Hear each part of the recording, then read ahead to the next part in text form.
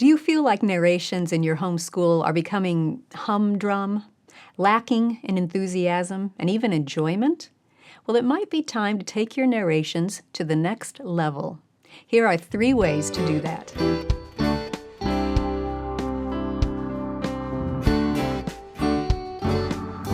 Welcome to the Simply Charlotte Mason podcast. I'm Sonia Schaefer.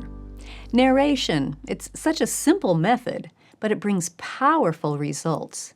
If you have ever tried to read something one time and then without looking back, tell someone what you just read, putting it in your own words, then you know that this simple technique is not easy. Your students will learn so much by using this method called narration. And the good news is that the method can grow with your students. As they're ready, you can level narration up a little at a time to keep pace with their growth. Let me give you 3 ways to take your narrations to the next level. The first way to level up your narrations is to transition from narrating orally to narrating in writing. We always start with oral narrating, so younger students, beginning at age 6, can focus on the ideas of what was read aloud to them. Handwriting at that age requires great concentration, which can distract from the history or Bible or geography account that's supposed to be the main focus of the lesson. So in those early grades, we keep handwriting in the handwriting lessons, and we have the students narrate those other lessons orally. Then, as they grow and are ready, usually around age 10 or so, they have done enough handwriting that those mechanics require much less concentration than they did when the students were younger. So you can level up by asking your students to give some of their narrations in writing. Now keep in mind, this is a gradual transition. You might require 1 written narration per week when you're first starting that transition. And as your students get comfortable with writing a narration, you can bump it up to writing 2 per week, and so on. And in high school, your students who are capable should be writing at least 5 narrations per week and doing the rest orally. Charlotte encouraged us to always keep some element of oral narration going. She believed it's good practice for public speaking. And even for developing communication skills, our students need regular practice in capturing their thoughts, forming them into coherent sentences, and expressing them clearly, both in speaking and in writing. Narration gives them that practice, leveling up gradually as they are ready. Here's another way to level up your students' narrations. Give them some variety. The standard way to narrate is to ask your student to tell it back in his or her own words. And as I mentioned, that's a perfectly good way to do it. Your students will learn a lot by doing that. But if you want to take narration to the next level and add some spice to that steady diet, sprinkle in some creative narration. Creative narration comes at the task with a twist. For example, rather than ask your students to just retell the reading, you might ask them to act out the story, either themselves or using toys or objects around the house. They're doing the same mental work of recalling what was read, putting it into the correct sequence, mixing it with other related ideas in their minds, forming it into coherent sentences, and expressing it. But you're adding a physical component of movement and encouraging those students who want to toss in different voices and mannerisms for the various characters of the story. There are many ways to add the spice of creative narration to both oral and written narrations.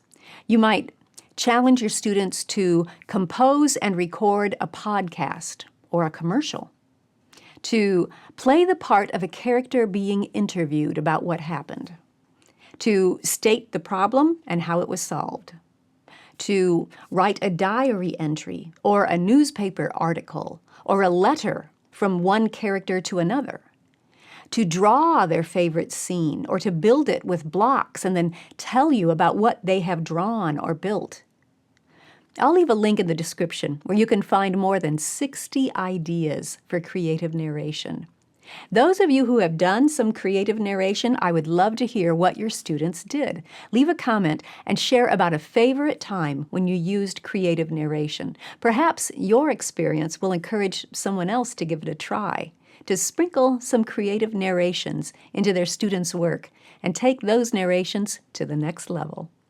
By the way, our new History and Bible curriculum includes creative narration options that add great variety, and they're specific to each lesson's reading. So you can simply choose which narration option you want to use. I'll leave links to A Pageant of History and The Story of God and His People curriculum for you too.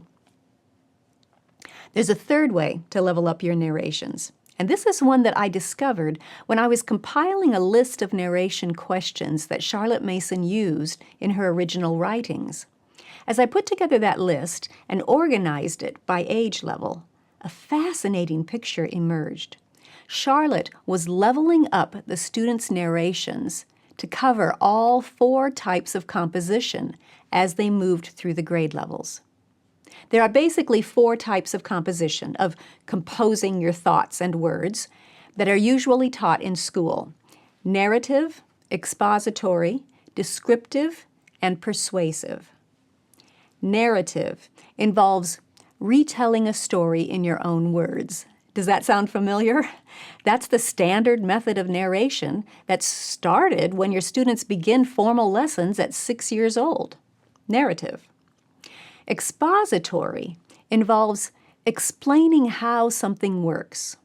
So the students might be asked to draw a diagram of an ear, for example, and explain how it works, or to trace the rise and fall of Rome and explain how it happened. That's expository. Descriptive challenges the students to focus on the 5 senses and describe something from the perspective of how it looks or how it sounds, how it feels, how it smells, or how it tastes. Now that might sound easy, but descriptive narration is a challenge. For example, how do you use words to describe how a blueberry tastes? Or how a cardinal bird sounds? It's difficult. That's descriptive narration. The 4th type is persuasive. Now, this type of narration involves stating an opinion and supporting it, and doing it in such a way as to persuade your reader or listener to agree with you. So you might ask your student to tell what they think of the Old Testament patriarch Jacob. How would they evaluate his character based on the accounts in Genesis that they studied? Or you might ask them to compare and contrast Peter and Paul in the New Testament, to summarize the lessons that we can learn from those men's personalities and lives. Do you see how the level increases as you move from narrative to expository to descriptive to persuasive? Charlotte introduced each successive level of composition as the students progressed through the grades. She started out with narrative in grades 1 through 3 or so.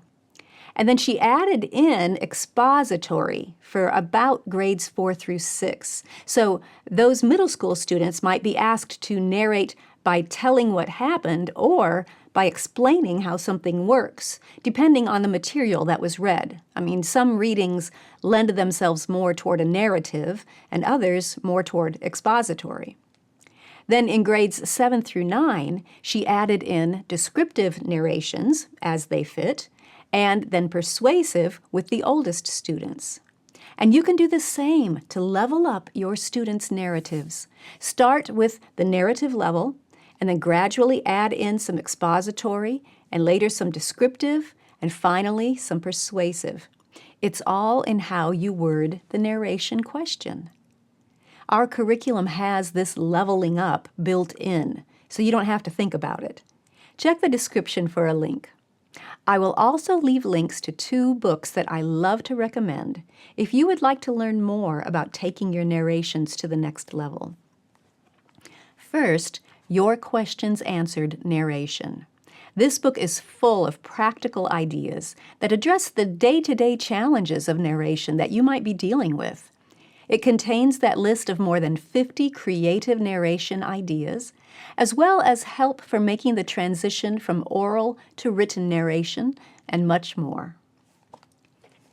Know and Tell, The Art of Narration by Karen Glass is an excellent and very encouraging book. It focuses on why narration is a powerful method and how it can be a relational activity. It gives practical guidance and clear explanations in a way that leaves you feeling like you can do this and you absolutely know why you're doing it.